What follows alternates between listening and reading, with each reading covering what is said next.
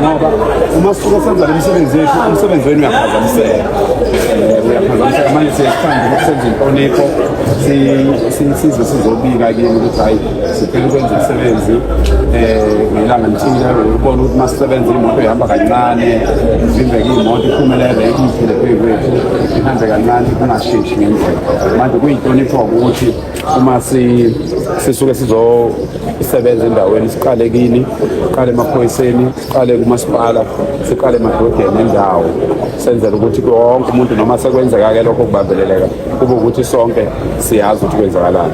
Enye indaba enkulu-ke i-Richards Bay iyindawo enkulu yezomnotho la KwaZulu Natal njengoba kuza lolu suku lolu esalubeka sathi ngalo kufanele kushaye lesi sikhathi sebehambile laba bantu bokufika sesitholile-ke ukuthi khona abanye abahlongoza ukuthi kuyothi ngalelo langa bephumele bona ukuthi bazovimba thina, so yibo-ke labo bantu ozothola ukuthi bazogcina sebenza ukuthi kushiye iy'tolo, uyabona, sebenza ukuthi kushiye imoto, sebenza ukuthi kulimala abantu.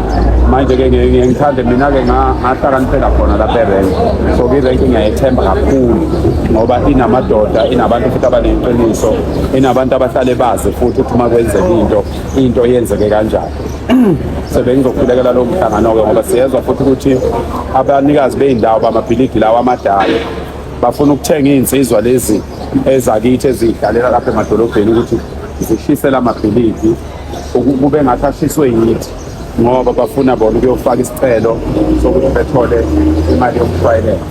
Manje-ke konke lokho bafethu bengizokhuleka ukuthi ngelinye ilanga mhlawumbe sikhulume nani baphathi bami, mhlawumbe kube isikhathi esincane nje 15 minutes sibize zonke iy'nsizwa sikubeke lokho ukuthi akwesicela wonke umuntu ekweluse lokho ngoba uma kungathiwa kulimala iy'moto zabaphathi into embi leyo. Uma kulimala iy'tolo kulahleka imisebenzi kubantu bakithi, uma kulimala iy'tolo kuzothatha isikhathi ukuthi iy'vuke lezo tolo kwenza ukuthi abantu bengabi nayo indlela yokuthi bethenge kahle.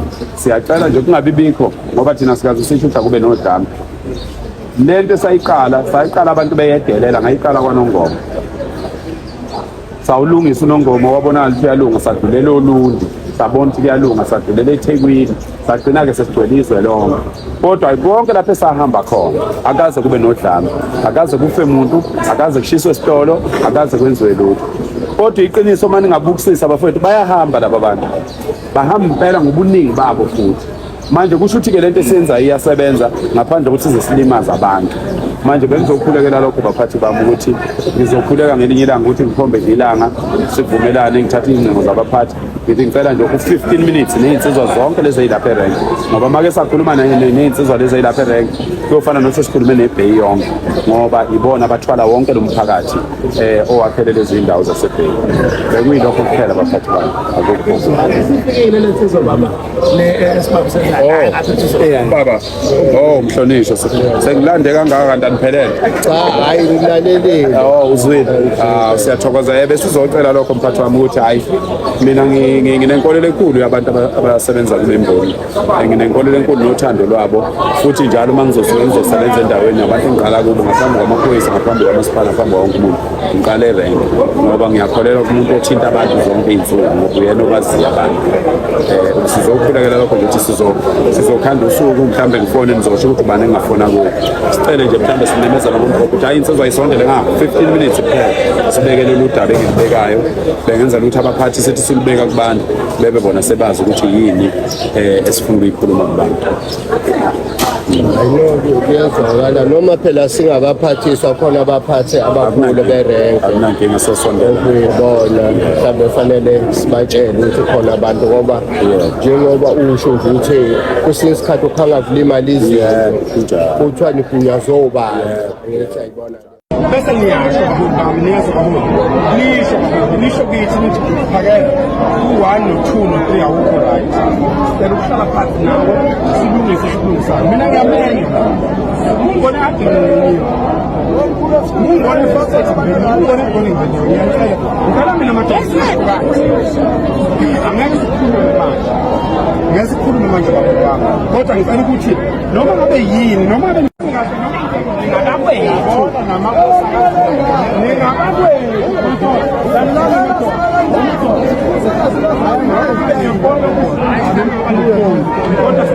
bakithi niyangenza bukhali ngithi mina noma ngabe niyakubona lokhu esikwenzayo cha asikuye ukuthi akuye noma ngabe niyakubona ku-right noma ngabe akukho-right ningabakithi shonini ukuthi yini enifuna yiphi indlela enifuna senze ngayo la ehadini ngiyezwa baba wami ngithi mina mhlonishwa wami noma ngabe lokhu esikwenza ku-right noma ngabe kuyabheka kodwa singabakithi bizanjesi bese niyasho baholi bami niyezwa baholi nisho kithi nithi phakela u-1 no-2 no-3 awukho right sicela ukuhlala phansi nawe silungise esikulungisayo mina ngiyamenya mungone ade ngiyo mungone first aid mungone egone ngibenyewe ngiyacela mina madoda singahlukani angeke sikhulume manje baholi bami kodwa ngicela ukuthi noma ngabe yini noma ngabe ngibona ukuthi ku-wrong noma ngabe ku-right kodwa ngicela sihlale phansi ngoba ekugcineni kosuku kuzowinisa akuzukuwina umuntu uyazi akuzukuwina umuntu owenza ibhizinisi akuzukuwina umuntu owenza ngiyakugarantela kuloko kulokho angizukuncenga muntu entweni ephathelene nezo angizukuncenga muntu kodwa-ke ngoba bakithi abantu asihlaleni phansi uthi hayi phakela sicela sibuke lokhu kanje sicela kubuke lokhu kanje ngoba uma ngabe uzosifeyisi ngeke usifeyisi sibaningi thina lokho ngingikufihle la ehadini mina nginey'nsizwa ey'ningi kunomuntu ophethe ibhanga ey'ningi niyangizwa yini niyangizwa abantu basehadini mina ngiphethe iy'nsizwa ey'ningi kunomuntu ophethe ibhamu ey'ningi umuntu ophethe ibhamu ey'ningi iy'bhamu zakhe azinazo iy'nhlamvu ey'ningi kunabantu engibaphethe mina yikho ngithi asihlaleni phansi uma kukhona lapho ubona ngathi khona lapho siphazamisana khona asihlaleni phansi ngoba ngiphethe iy'nsizwa ey'ningi kuney'nhlamvu oyiphethe kusho mina ngisho lapha nje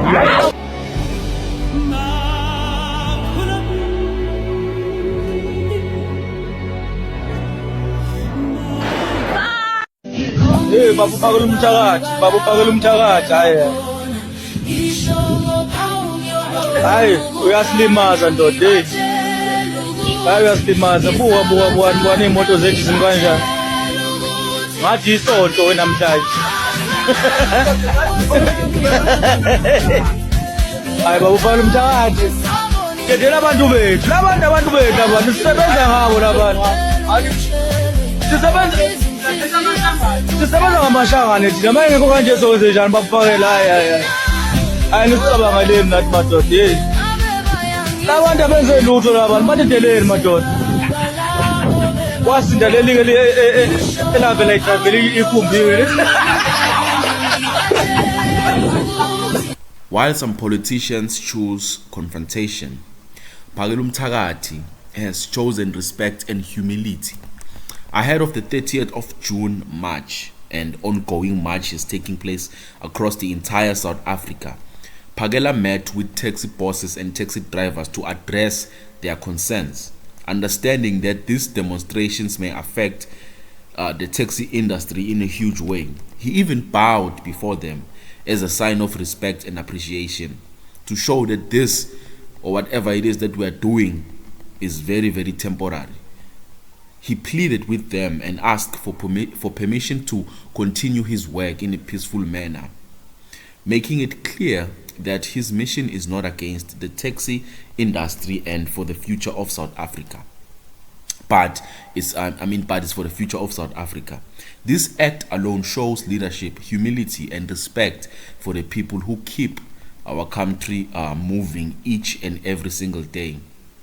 But whether you agree with him or not, few leaders are willing to put aside pride and engage with stakeholders in such a respectful manner.